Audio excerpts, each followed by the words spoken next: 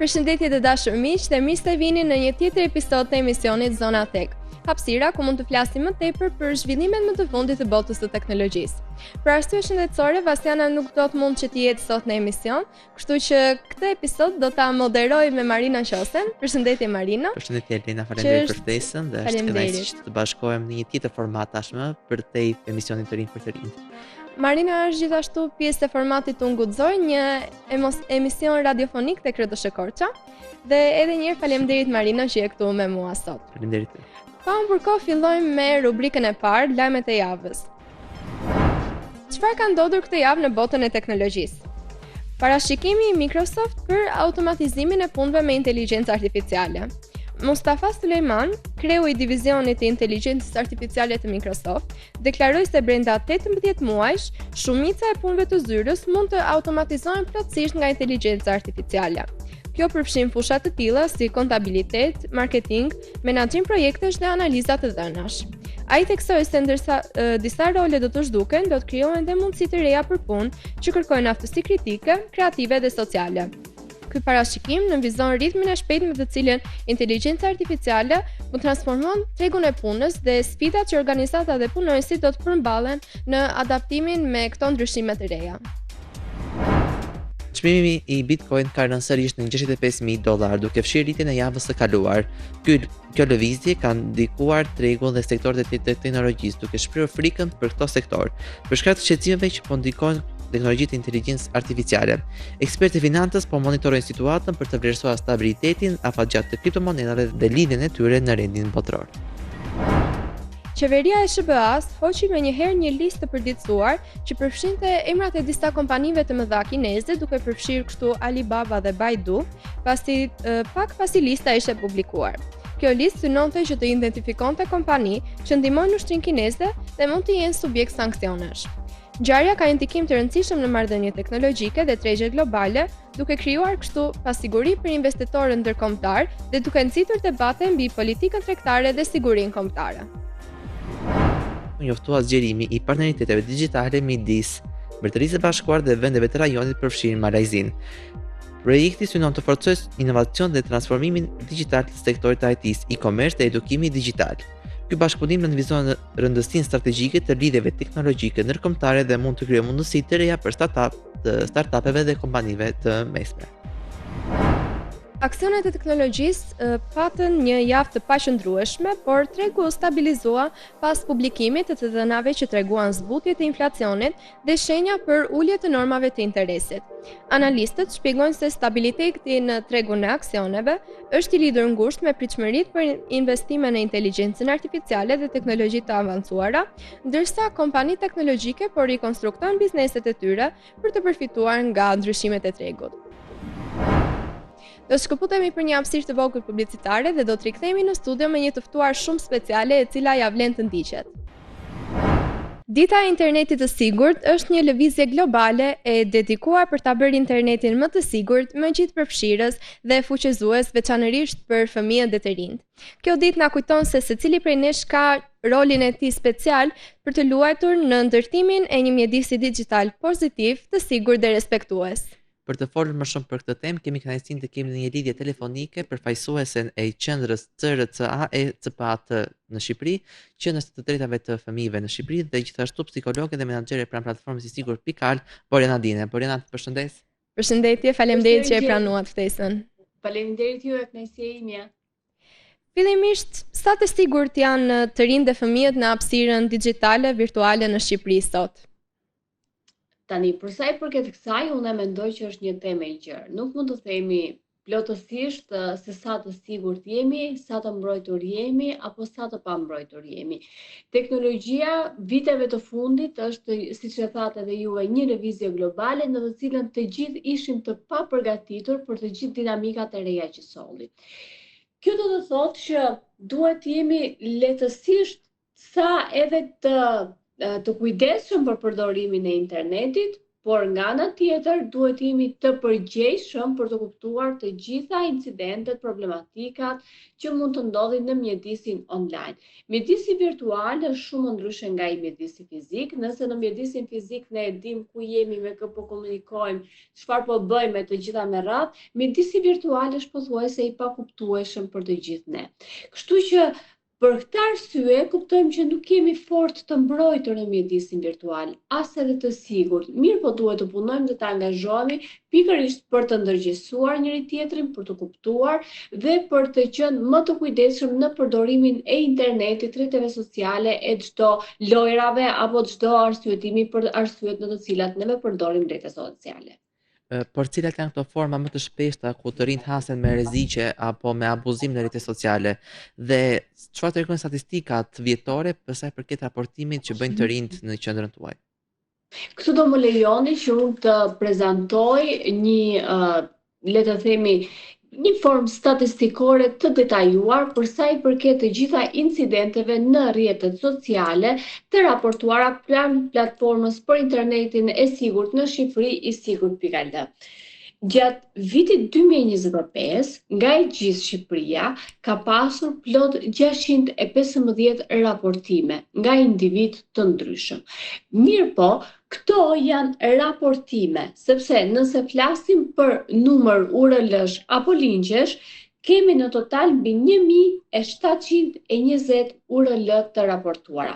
Ky është një numër relativisht i lartë që nëse unë e krahasoj me vitin 2024, kemi rreth 43% më shumë progresion rritës të raportimeve krahasuar me vitin e mëparshëm. Për sa i përket qyteteve, kemi vënë një detaj interesant që sigurisht qytetet e mëdha pa diskutim kanë më shumë raportime se qytetet e tjera. Për shembull, nëse flas për Tiranën, vetëm Tirana nga 615 raportime ka 331 të tilla. Qytetet e tjera janë në shtrirje lineare, por ajo që ka ndodhur këtë vit është që pothuajse të gjitha qytetet e Shqipërisë kanë patur 1, 2 apo më shumë referime nga qytetet e tyre. Kjo është një shtrirje e gjerë, domethënë, në të gjithë Shqipërinë dhe kuptojmë që interneti dhe pasiguritë dhe problematikat janë prezente kudo. Nëse flasim për aspektin e grup moshave të cilat kanë më shumë problematika apo incidente dhe referime platformës i sigurt.al, numrin e parë për këtë vit në nivel përqindjesh e mban të rinjt, grup mosha 19 deri në 24 vjeç. Ata kanë mbi 29% të referimeve në total, ndërsa grup mosha 15 deri në 18 vjeç ka rreth 20% të referimeve në total dhe 25 deri në 35 vjeç ka rreth 24% të referimeve në total.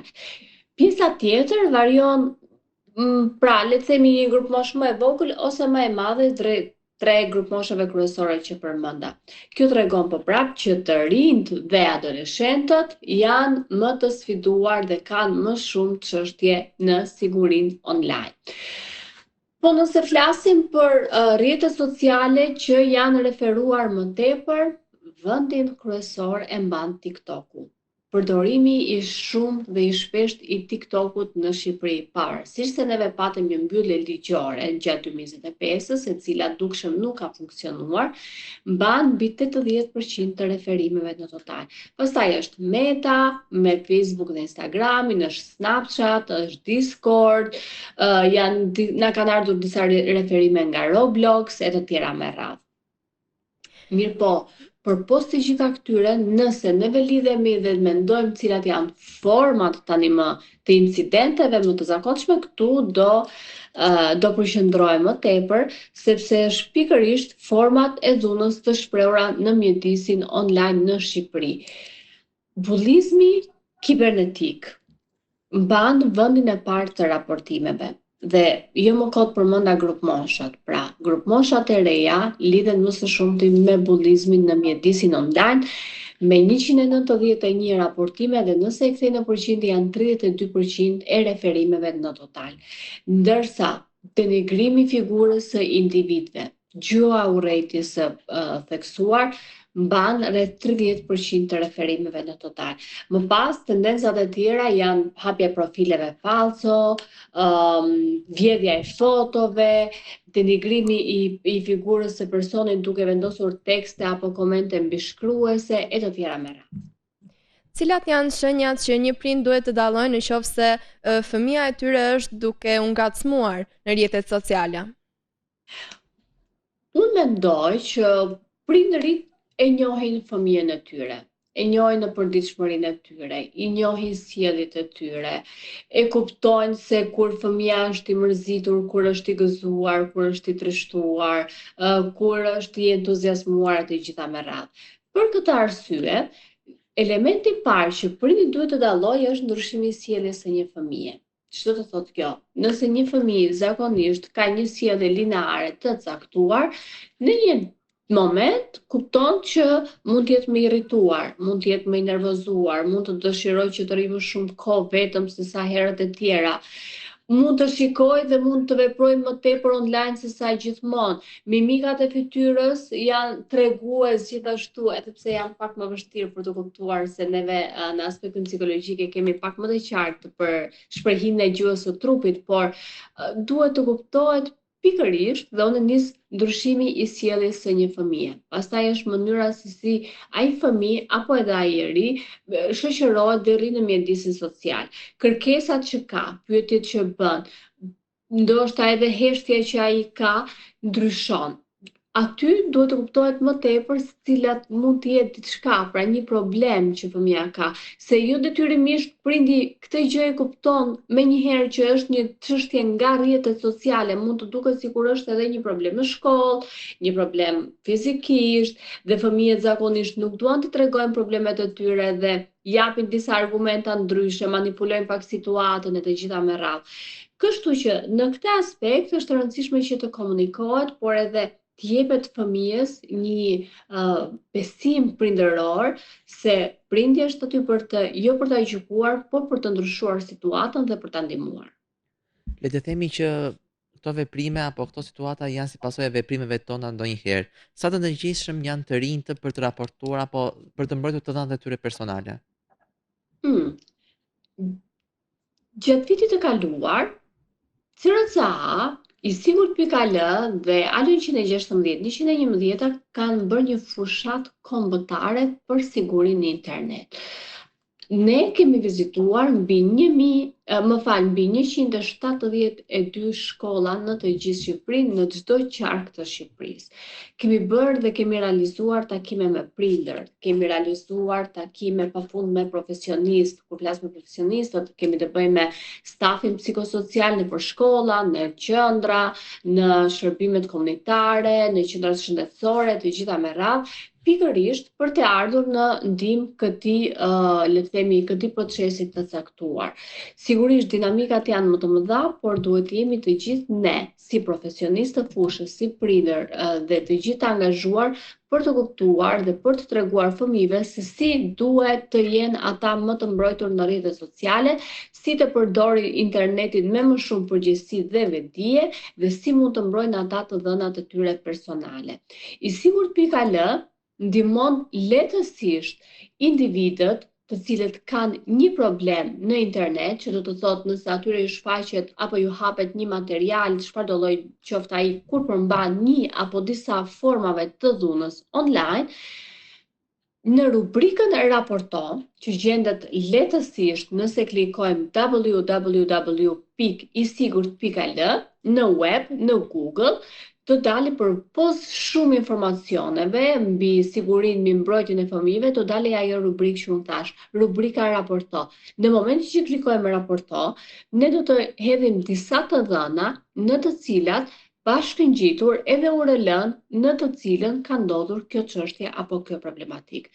Pasi individët bëjnë raportimin, ne kemi në dorë që të analizojmë rastin dhe të kuptojmë se sa rasti i përmbush kushtet. Dhe siç e thash pak më përpara, kushti kryesor është që të përmbajnë një apo disa forma të dhunës online. Në momentin që rasti përmbush kushtet, ne më pas këtë çështje ja dërgojmë rrjeteve sociale globale. pasi i sigurt.al ka një komunikim dhe një marrëveshje bashkëpunimi të drejtë për drejtë dhe të menjëhershme me rrjetet sociale për të fshirë apo për të mbyllur atë faqe, atë profil, atë foto, atë video që është raportuar në kohë rekord dhe në kohë reale. Çfarë konkretisht duhet të kemi parasysh për të qenë të sigurt gjatë lundrimit tonë në internet? Komunikimi me të panjohurit është baza, është kryesore. Nuk mendoj që ka arsye që ne duhet të jemi në mjedis virtual të gjerë për të përmbushur mjedisin virtual të cilën neve mund ta gjejmë lehtësisht fizikisht. Të shmangim sa më shumë komunikimin me të panjohurit, të shmangim sa më shumë aplikacione të cilat nuk i njohim dhe na kuriozojnë. Të shmangin sa më shumë ato boxes që janë përgjithsisht dhe neve i klikojmë pa i kuptuar se çfarë po klikojmë. Përgjithsisht, ajo cookies që ndodh shpesh që neve i klikojmë accept all, pra pranoj të gjitha, janë pikërisht nëse i lexojmë, sot janë 4 faqe dhe askush nuk i lexon, por nëse i lexon janë pikërisht për të dhënë aprovimin e disa të dhënave që ti jep me mirëqenie, me consent të plot ndaj atij profili, ndaj atij aplikacioni që ti je duke hapur. Nga ana tjetër, unë nuk e di nëse juve e keni dëgjuar, po ma merr mendje që po, janë disa viruse. Në WhatsApp, kohët e fundit, doli shpesh herë një mesazh që nëse e vini me një virus, sonte votoni shoqen time Sarën. Dhe këtu duhet të jemi të kujdesshëm. Sa duhet i besojmë të tilla mesazheve, se duket sikur na vjen nga miqtan dhe nuk e kemi të vështirë vetëm që ta klikojmë dhe të japim një votë. Por nga ana tjetër kuptojmë që pikërisht kjo gjë është një gënjeshtër e madhe, një virus i cili mund të hyjë lehtësisht pastaj tek telefoni, të dhënat dhe na ndryshojnë çdo gjë. Duhet të jemi koshient, duhet të jemi vigjilent, duhet të jemi të përgjegjshëm dhe duhet të ndajmë kohën midis mjedisit online dhe mjedisit fizik. Jeta jonë, jeta e fëmijëve, jeta e të rinjve nuk është një jetë që duhet të bazohet vetëm në internet dhe vetëm në telefon. Meqense përmendëm pak rastin e votimit fals të Sarës, le të themi pak ka patur plot të rinj të cilët kanë klikuar dhe kanë dhënë votën e plotë. A ka patur raste ku njëri ka raportuar dhe më pas çfarë mase janë ndërmarrë? Ne faktikisht nuk angazhohemi në këtë proces për faktin sepse i sigurt le të themi angazhohet pikërisht për rrjetet sociale. Këtë proces e ka në dorë pastaj policia e shtetit dhe hetimi kibernetik. Pra këtu është ajo diferenca që neve kemi nga policia tek referimet që mund të bëhen tek i sigurt.al.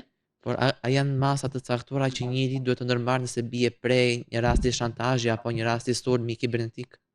Sigurisht, patjetër. Së pari është nëse bien prej sulmeve kibernetike është të bëhet një denoncim sa më shpejt në hetimin kibernetik, apo qoftë edhe një raportim tek i sigurt.al, apo qoftë edhe një telefonat tek 116 111 pikërisht për të ardhur në ndihmë dhe neve të bashkëpunojmë pastaj me instancat përkatëse për të kuptuar dhe për të bërë të mundur, nëse do të ketë raste delikate flasim, nëse për të bërë të mundur pikërisht këto situata për t'i shmangur. Nga ana tjetër, ndonjëherë realisht duhet të jenë vetë të rinjt të përgjegjshëm për veprimet që bëjnë. Dhe kjo është shumë e rëndësishme për t'u theksuar. Ka raste ku as i sigurt, as policia, as AKSK-ja, as kush tjetër nuk vepron dot sepse ty t'u hodhën të dhënat sepse ti klikove atë gjë. Pra, më kuptoni, duhet të jetë edhe një përgjegjësi sa më vigjilente të gjithëve ne dhe me të gjitha mundësitë e çdo institucioni, e çdo organizate, e shtetit, e të gjitha me radhë, ne të bëjmë maksimumin për të ardhur në ndihmë të individëve. Mirë po e theksoj sërish, i sigurt.al është aty në çdo kohë, në çdo moment, për çfarë lloj forme të dhunës që të rinjt, adoleshentët, të rriturit kanë apo ju ndikojnë në mjedisin virtual në rrjetet sociale. Si mund t'i edukojnë fëmijët që ta përdorin teknologjinë në avantazhin e tyre pa e rrezikuar veten? Kjo është një pyetje e bukur faktikisht, edhe pse unë sërish do them pikërisht për të ndërgjegjësuar se çfarë kuptimi ka interneti në jetën tonë. Fëmijët janë brezi që janë rritur me teknologjinë, ndryshe nga të rriturit, të cilët e mësuan teknologjinë me kohën dhe pa teknologji e dinin mirë vlerën e një mjedisi social, ndërsa fëmijët është e kundërta. Kështu që unë mendoj që fëmijët edhe të rinjt duhet të angazhohen më tepër në miqësitë e tyre të vërteta, të mos ndikohen nga disa perfeksione në dukje të virtualitetit apo të internetit, të mos ndikohen nga jeta e bukur influencuese që shfaqet në rrjetet sociale, të mos ndikohen se nëse ne jemi nxënës jo të mirë, do të kemi një jetë shumë të mirë sepse ne nuk ka rëndësi të mësojmë në shkollë apo të jemi të përgjegjshëm në shkollë, se neve pra interneti na tregon shumë e shumë mënyra se si duhet të zgjedhim profesionin tonë të ardhmet dhe të qita me radhë, pra dëshiroj shumë që të rinjtë dhe fëmijët të fokusohen në shkollë. Shpeshherë kam dëgjuar dhe mendoj që ekziston fakti që duke qenë se këtë vit në shkolla nuk lejohet telefoni, pra duhet vendosen në dollap, në një kuti, nuk ka rëndësi se si. Fëmijët mendojnë që nëse ja hedhin mësuesit që nuk e fusin ato telefonin në dollap apo nuk marrin dy telefona me vete për të njërin për ta fshehur dhe tjetrin për ta dërguar në dollap, ka dinamika, pra ja hedh. Nuk është kjo qëllimi, nuk është kjo çështja dhe nuk është ky synimi. Synimi është që të vetëdijsohemi që mësimi është mësim, ora mësimore është e shenjtë, ne jemi aty për të ndjerë më të përgjegjshëm ndaj vetes tonë, ndaj shokëve dhe shoqeve tona, ndaj mësuesit, po edhe ndaj prindërve. Edhe në shtëpi është i njëjti problem. Zakonisht fëmijët dëshirojnë të rinë më shumë vetëm në dhomën e tyre dhe me telefon në dorë, sesa të bashkëbisedojnë me prindërit, me motrën, me vllajën apo me miqtë e tyre fizikisht. Kështu që këto dinamika unë mendoj se është e rëndësishme që neve të kthjellohemi, t'i rikthejmë ashtu siç kanë qenë dhe t'i japin vendin e duhur mjedisit ton të vërtet. Mjedisi virtual është i gënjeshtër në një pjesë të madhe të kohës, por edhe në një përqindje të lartë të tyre. Të panjohurit nuk na e duan të mirën tonë, pavarësisht se shtiren. Ne nuk e dim çfarë lloj manipulimesh mund të shfaqen nga ana tjetër e ekranit. Ne nuk e dim se çfarë shantazhesh mund të na bëjnë më pas, pasi na kanë manipuluar, na kanë marrë disa të dhëna, na kanë marrë disa foto e të gjitha me radhë. Kjo është vigjilenca që çdo kush duhet të tregojë në këtë kuadër. Le të themi që duke qenë prej një sulmi, ne na privohet çdo e drejtë, pra jemi konkretisht përballë një sulmi të drejtave tona të privatësisë apo të drejtave personale. Çfarë masash merri sigurt pikalen në këtë kuadër? Për mbrojtjen e të drejtave personale më thatë? Po. Atëre, ju thash edhe pak më para që i sigurt pikalen nuk angazhohet në mbrojtjen e të drejtave personale.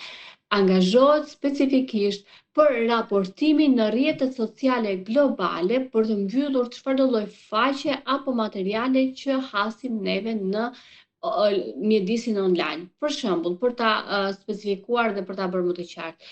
Nëse neve na kanë hapur një profil të rrem në rrjetin social TikTok, kanë marrë fotot tona, na denigrojnë apo na bullizojnë apo vendosin këngë apo tekste mbishkruese të gjitha me radhë, të cilat dukshëm na cënojnë identitetin dhe figurën tonë.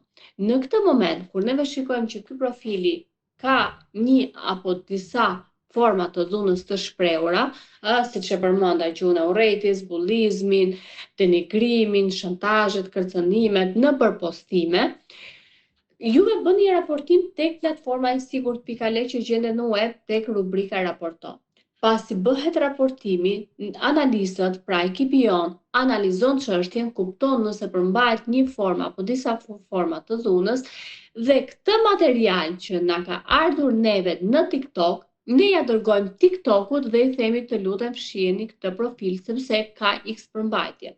Kështu ndodh nëse ky material do të ishte në Instagram, ne ja dërgojmë Instagramit për ta fshirë apo për ta mbyllur këtë material.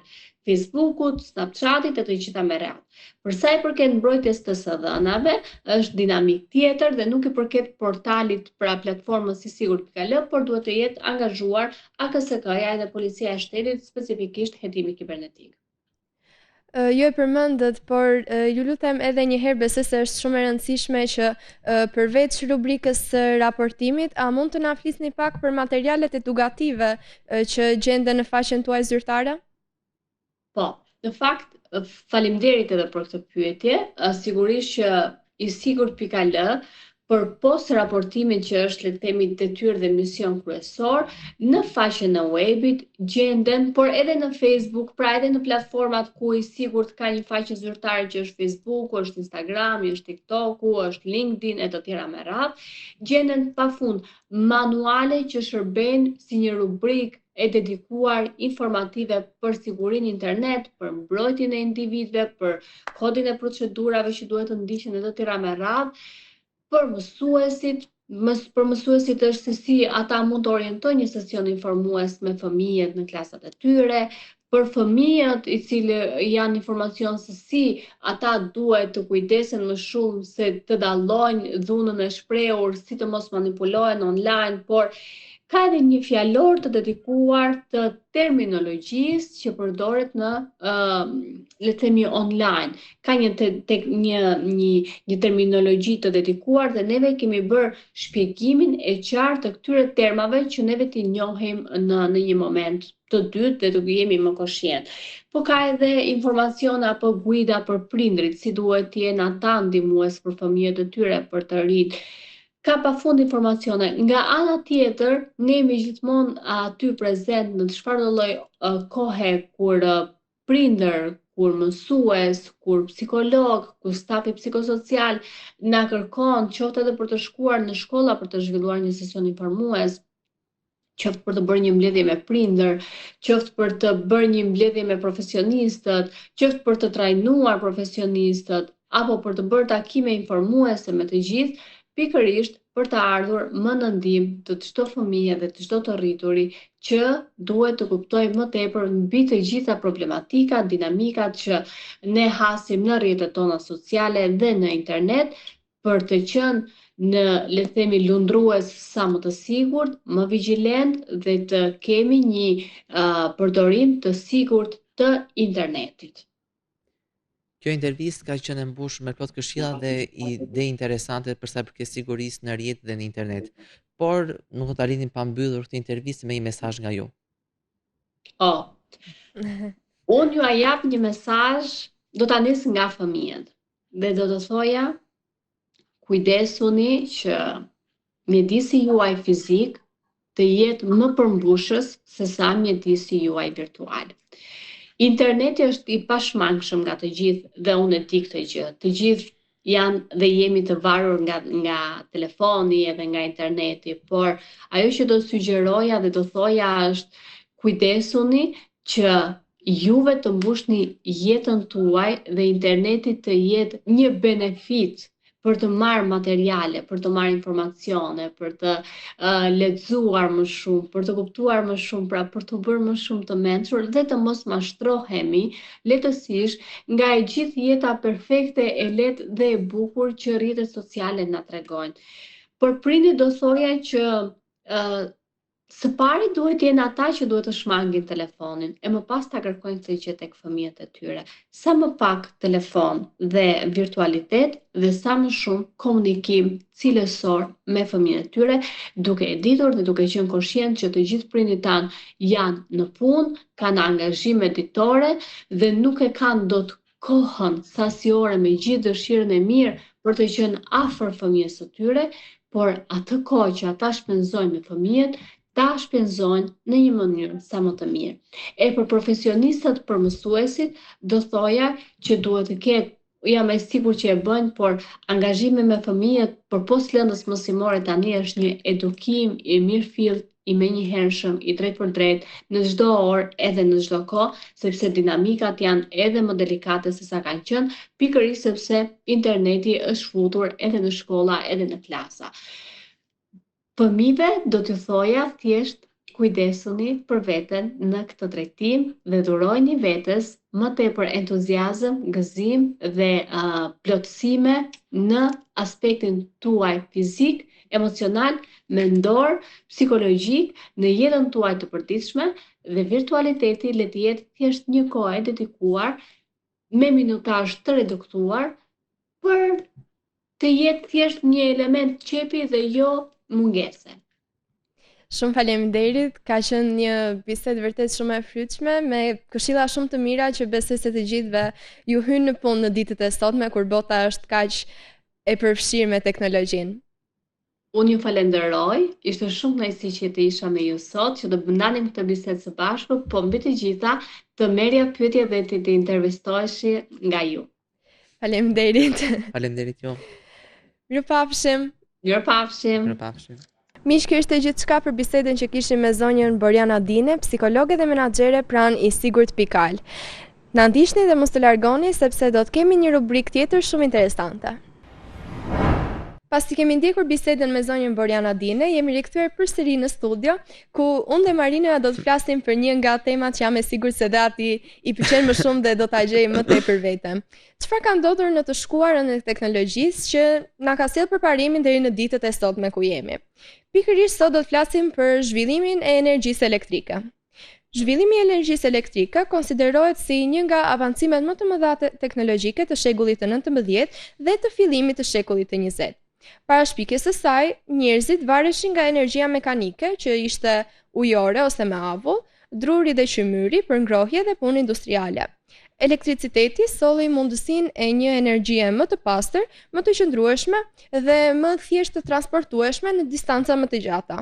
Ai nuk ndryshoi vetëm industrinë, por transformoi edhe jetën e përditshme, duke ofruar kështu ndriçim të shtëpive, pajisjeve elektrike dhe mundësi të reja për komunikim.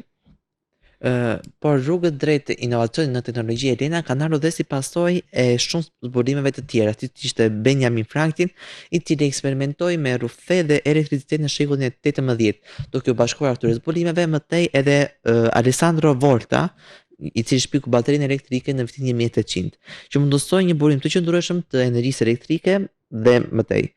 Më pas, Michael Faraday, i cili zbuloi fenomenin e energjisë elektrike në mënyrë të vazhdueshme, duke i dhënë më shumë prioritet industrisë elektromagnetike në 1831. Këto zbulime u bën bazë e prodhimit të industrisë dhe më tej më pas të industrisë energjetike.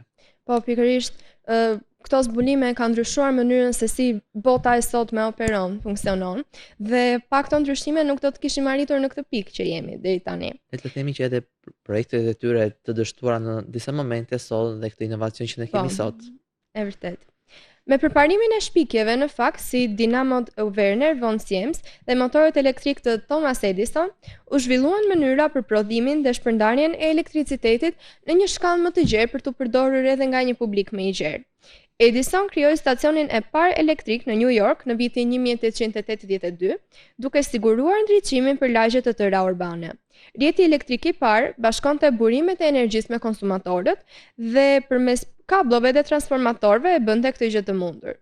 Ky revolucion ndryshoi mënyrën se si qytetet funksiononin, duke mundësuar ndriçimin publik dhe fabrika që punonin më gjatë, gjithashtu për përdorimin e pajisjeve elektrike në shtëpi.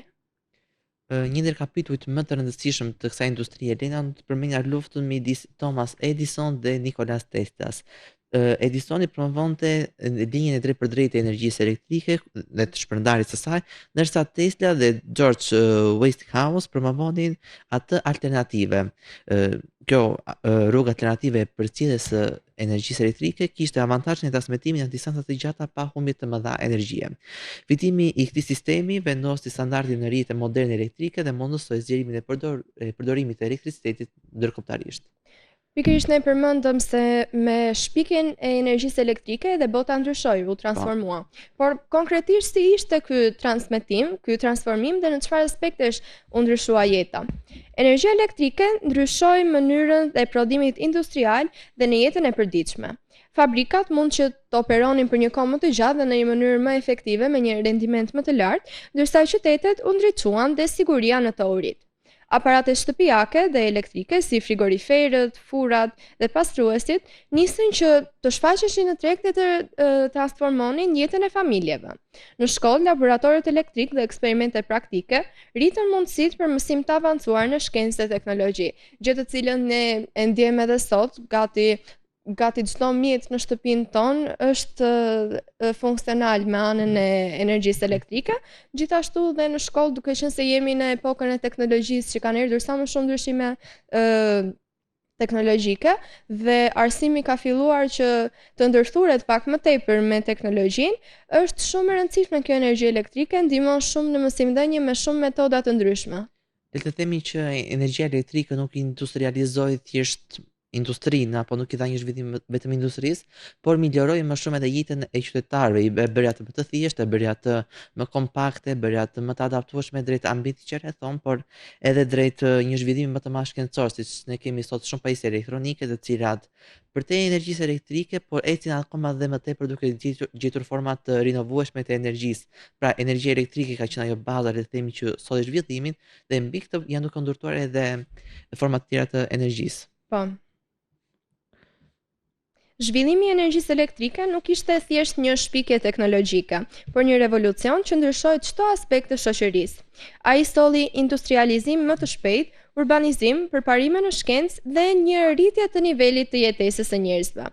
Trashëgimia e këtij zhvillimi është evidente edhe sot me rrjetet elektrike moderne, teknologjitë e rinovueshme dhe zhvillimin e pajisjeve inteligjente që varen nga energjia elektrike për mirë funksionimin e tyre.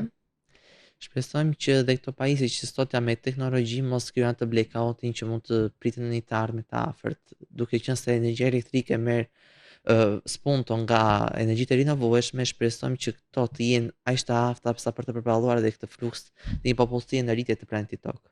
Po, shpesh herë në fakt është folur për këtë blackout, siç e përmendet ti, por që unë nuk besoj se do të ndodhë ndonjë ditë. Masti është dhe formati i emisionit që më ka bërë të këtij kaq pesimist, por duke qenë se ne jemi akoma në përdorim e sipër të këtyre resurseve natyrore, të cilat merr burim energji elektrike, mendoj që mund të sjellë një të ardhmë të afërt një blackout total. Kjo i mbetet kohës për ta parë më tepër. Në fakt ne shpesh herë flasim për histori teknologjike, për zhvillime teknologjike, por rrallë herë njohim ato figura që ndodhen mbas shpikjeve më të famshme teknologjike. Dhe pikërisht për të njohur më tepër ata, shfrytëzojmë rubrikën tonë personazhe të njohur, ku kalojmë në historitë e njerëzve që e kanë formësuar këtë botë. Sot do të flasim pikërisht për një nga njerëzit më të njohur në fakt të botës së teknologjisë, Jeff Bezos. Jeffrey Preston Bezos lindi më 12 janar në 1964 në New Mexico në SBA. Ai ishte djali i një inxhinieri dhe një nëne të diplomuar në shkencat kompjuterike, gjë që ndikoi herët në interesin e tij për shkencën dhe teknologjinë. Pra duket që në fillim ku kanë filluar rënjët e tij, dashuria e tij për teknologjinë. Genetika familjare që e ka bërë atë të shkojë drejt kësaj rruge. Pasi u ndan prindrit, ai u rrit së bashku me gjyshit e tij në Houston, ku gjyshi i tij ishte një pioner në aviacion dhe inxhinier. Gjyshi përhapte frymëzim për eksperimentim dhe eksplorim dhe kjo ndikoi në kuriozitetin e tij të hershëm. Pra siç e thatë Marina, ai ka pasur pak gjenetike këtë. Dhe le të themi që në shkollë të mesme Elena ai është dalluar për një aftësi të jashtëzakonshme në shkenca eksakte, kryesisht matematikë apo dhe shkenca të tjera. Ai ndërtoi projekte eksperimentale ndjes që në oborin apo bodrumin e shtëpisë, duke përfshirë një alarm elektronik për dritarët e shtëpisë apo pajisje të tjera mekanike. Mësuesit e tij e përshkruajnë si një nxënës gjithmonë me kërkesa të larta për vete, me që krijonte sfida, zgjidhje kreative për probleme teknike. Ky kuriozitet i hershëm dhe aftësitë e tij e bën atë të mendonte jashtë kornizave të shoqërisë dhe të ishte themeli i vizioneve të tij të mëvonshme në teknologji. Por duke qenë se arsimi është një nga themelet kryesore të cilat i shtyn njerëzit deri të përparimit, flasim pak për arsimin e Jeff Bezos. Bezos studioi në Princeton University, ku mori një diplomë në inxhinieri elektrike dhe në shkencë kompjuterike. Gjatë studimeve, ai tregon një aftësi të jashtëzakonshme për analizën logjike dhe programimin kompjuterik. Pas diplomimit në vitin 1986, Bezos filloi karrierën e tij në Wall Street, duke punuar për kompani si Fitel, një startup për telekomunikacion, dhe më pas për Bankers Trust, ku u specializua në financa dhe analizën e tregut. Më vonë, ai u bashkua me D.E. Shaw & Co., një firmë prestigjioze e investimeve, ku shërbeu si zëvendës drejtor dhe tregoi vizionin e tij strategjik. Në këtë periudhë Elena Bezos pati atë ndikimin më të madh teknologjik dhe studioi rrjetin digjital dhe tregjet e ndikimit të rrjetit të digitalizuar. Në këtë moment ai u frymëzua për të rritur potencialin e internetit, i cili kishte ende fazat e hershme të zhvillimit dhe nga kjo kishte kuptuar se do të ishte një platformë ku mund të revolucionalizohej sa më shpejt dhe të sillte sa më shpejt atë mënyrën e shitjes dhe konsumimit të tij. Po. Në vitin 1994, Bezos vendosi të largohej nga Wall Street për të ndjekur një ide ambicioze, të krijonte një dyqan online që shiste libra. Ai filloi Amazon në garazhin e tij në Seattle. Amazon një nga platformat më të njohura të sotme ende për tregtinë online, për shitjen online, po. Ka nisur nga një garazh. Nga një garazh. Kjo është diçka në fakt që ne e përmendim gjithmonë në emisionin tonë, sepse janë fakte interesante që çdo shpikje e madhe që e ka ndryshuar mënyrën se si bota funksionon sot, është krijuar nga një garazh i vogël, nga një vend i vogël dhe ka arritur nëpër masat e sotme, nëpër masa kaq të mëdha. Bezos punoi me një ekip të vogël në garazh, duke investuar të ardhurat personale, duke marrë rreziqe të mëdha financiare. Ai fokusohej tek përvoja e konsumatorit dhe përdorte një qasje të njohur si working backwards, ku çdo produkt apo shërbim fillonte nga nevojat e konsumatorit dhe pastaj zhvillohej me zgjidhjen teknologjike. Pra ai në fillim kuptonte njëherë çfarë nevojash kishin tregu, po, dhe më pas kalonte në një zgjerim të kategorive të shitjeve që ai kishte për te librave, filloi me pajisje elektronike, me veshje, me pajisje shtëpiake dhe gjëra të paimagjinueshme që mund të gjesh në Amazon sot. Një hap kyç ishte lançimi i Amazon Web Service në vitin 2006, një platformë cloud që ofron kapacitet të lartë kompjuterik për biznese globale. Amazon Web Service u bë një nga burimet kryesore le të themi të ardhurave të Amazon dhe ndryshoi mënyrën se si kompanitë menaxhojnë të dhënat dhe infrastrukturën e tyre teknologjike. Por gjithashtu Bezos promovoi inovacione që ndryshuan mënyrën e konsumit dhe të jetës digjitale. Kindle, që transformoi industrinë e librave dhe botimeve. Kindle, për ata që nuk e din, është një mjet i vogël, për shembull, siç mund ta quash një tablet, si tip tableti, në të cilën ti mund të blesh libra online dhe thjesht i lexon atje, shërben për të lexuar libra online. Kindle, po siç e tham, dhe gjithashtu transformoi, dhe gjithashtu edhe Alexa, që ishte një asistent inteligjent virtual që shpërndau përdorimin e teknologjisë në çdo shtëpi. Një nga të parat, dhe ne sot e njohim si inteligjencë artificiale, por le të themi që një nga të parat ka qenë pikërisht Alexa. Dhe ka patur shumë momente kur dëgjonja Alexa ke një duodhisor, ke një duodhet, dhe ajo që të ktheshim atë zërin karakteristik. Ai gjithmonë inkurajoi eksperimente dhe riskje, duke krijuar kështu një kulturë ku dështimet konsideroheshin si një pjesë e inovacionit. Dhe këtu ne mund të jam edhe faktin e drejt për drejt që jeta aty nuk ka kaluar pa sfida, absolutisht si të gjithë gjenitë, le të themi, ku kanë patur ato sfidat, apo sfida më e madhe për një gjeni është konkurenca me vetveten. Dhe Jeff Bezos te ktheu në konkurrencë tregun e shitjes, duke konkuruar ashpër me platforma si eBay. Bezos nënvizoi rëndësinë e fokusit afatgjatë dhe marrjes së rreziqeve të kalkuluara mirë. Duhet thënë kjo për një shkencëtar do të quajë Bezosin, sepse revolucionarizoi në një mënyrë të frikshme, e thënë kjo në sens pozitiv të fjalës, rrjetin e shitjeve apo dhe të e-commerce-it.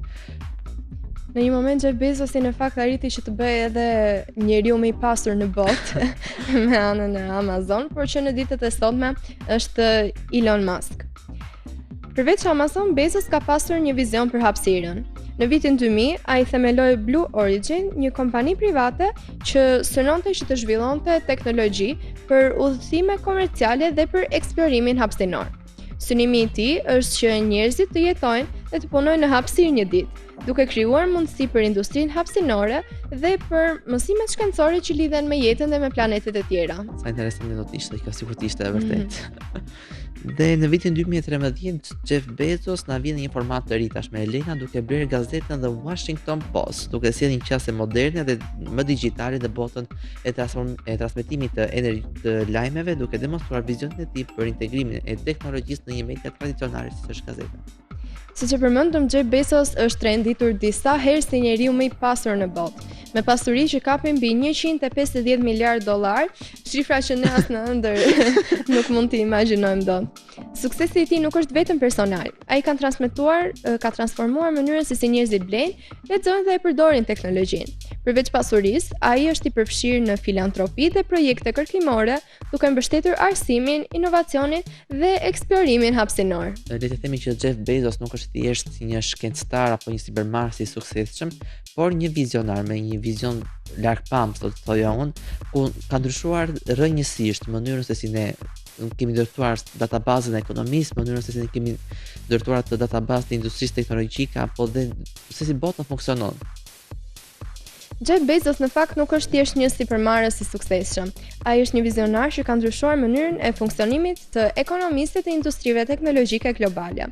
Trashëgimia e tij reflektohet në revolucionin e gjerë të tregtisë online, cloud computing, botimeve digjitale dhe teknologjive të hapësirës. Vizioni i tij afatgjatë për inovacionin, marrjen e rreziqeve dhe përkushtimin ndaj konsumatorit do ndikojë në teknologji dhe në shoqëri për dekadat e ardhshme. Jeff Bezos që ka një shembull i vërtet për unë guxoj.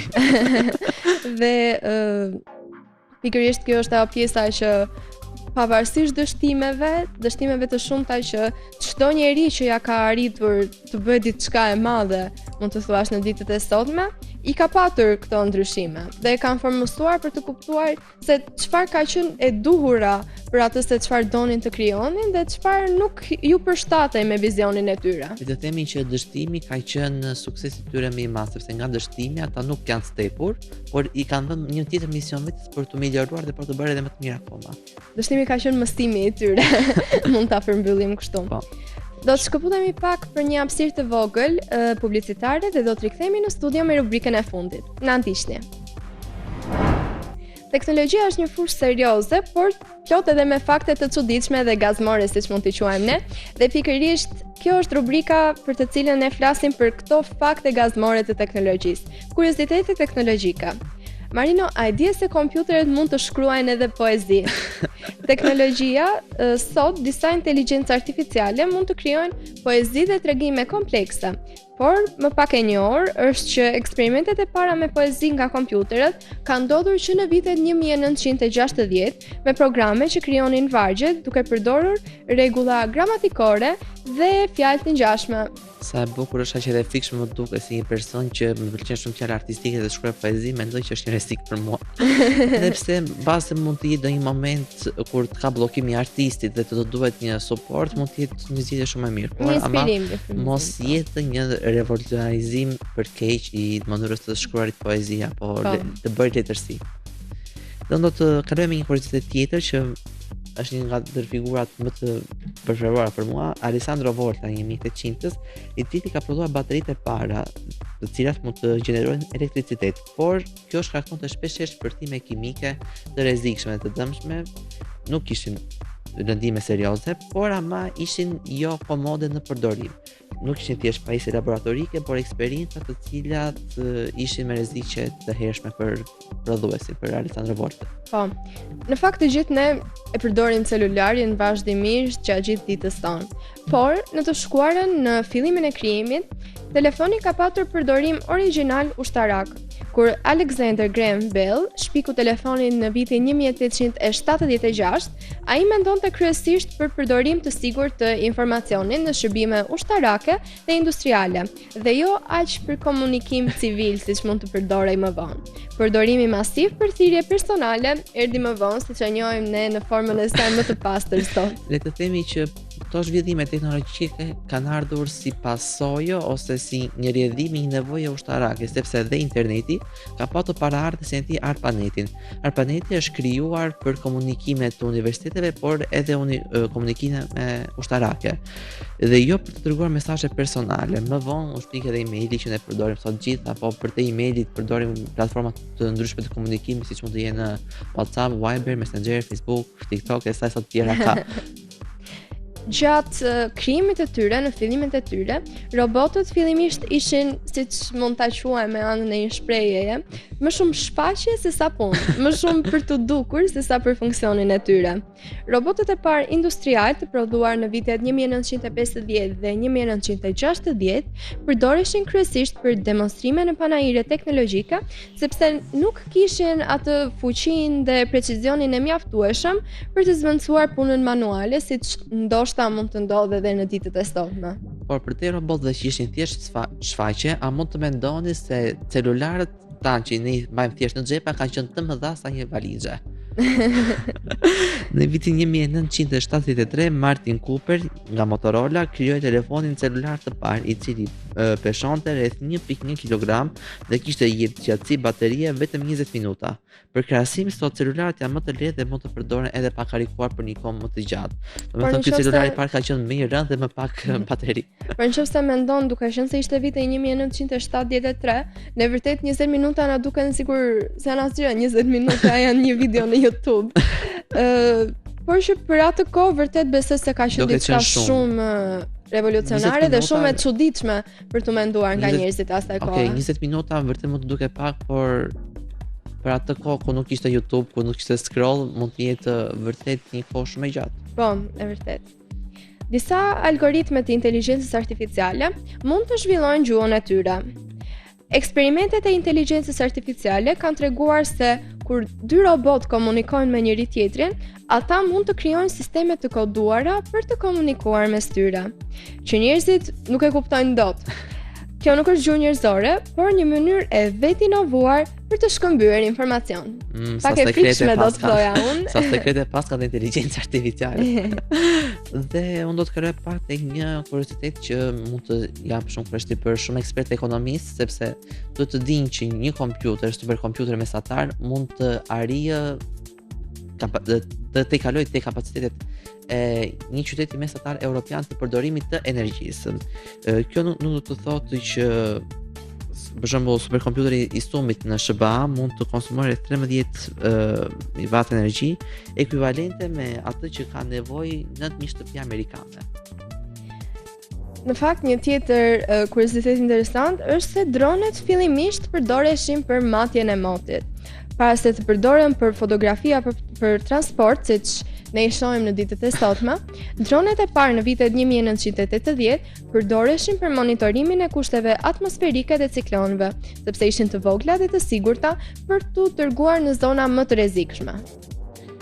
Një tjetër informacion që po e sjell inteligjenca artificiale më afër asaj njerëzore është fshirja e gabimeve. Sistemet e fundit të inteligjencës artificiale kanë arritur të selektojnë, siç bëjmë ne njerëzit, gabimet apo ato histori të përndaj që janë histori të këqija, për ata mund të jetë thjesht kode të gabuara apo algoritme të gabuara, të cilat funksionojnë njësoj si memoria njerëzore. Pra, ky është një koncept i ri dhe mund të jetë në përmirësim me sipër, pra dhe mund të sjellë një performancë më të mirë të inteligjencës artificiale. Kjo është e gjitha e bukur e teknologjisë që nuk i dihet kurse çfarë na pret në të ardhmen dhe thjesht duhet të qëndrojmë për ta parë. Marina, të falenderoj shumë. Ju falenderoj shumë të gjithëve që na ndoqët edhe në këtë episod. Marina vërtet bëri një punë fantastike si moderator sot, duke qenë se je dhe vetë një i ri apasionuar pas teknologjisë dhe edhe një herë të falenderoj shumë që ishe këtu me mua sot. Faleminderit ty Elena për ftesën, ishte kënaqësi. Urojmë edhe Vasianës që të bëhet sa më mirë. Por doja të tekja pak që teknologjia në kohët e sotme nuk është e frikshme siç po e shohin disa të tjerë. Teknologjia është ajmit në cilin do të mundohemi të bashkëtojmë në të ardhmen. Dhe jam shumë i lumtur që ekziston një platformë si Zonatech që na sjell ato shembuj që fillojnë nga një garazh dhe që përfundojnë në sukses të mëdha. Zonatech Elena, në fakt dua ta falenderoj si format ju bashkë me kryeredaktoren tuaj, e cila sjell gjithmonë lajmet më të fundit të teknologjisë, duke i bërë ato jo vetëm thjesht narrative, por duke i sjellë ato më konkrete, duke na bërë ne si shembull frymëzimi dhe duke i sjellë ata përballë nesh jo vetëm si figura të parijshme, por duke na dhënë edhe ne shtysën që nga dështimet apo nga frikrat tona të jemi më mirë akoma. Miq, kjo ishte gjithçka për këtë episod të Zona Tech. Deri në episodin e radhës, na ndiqni. Bashkë mirupafshim.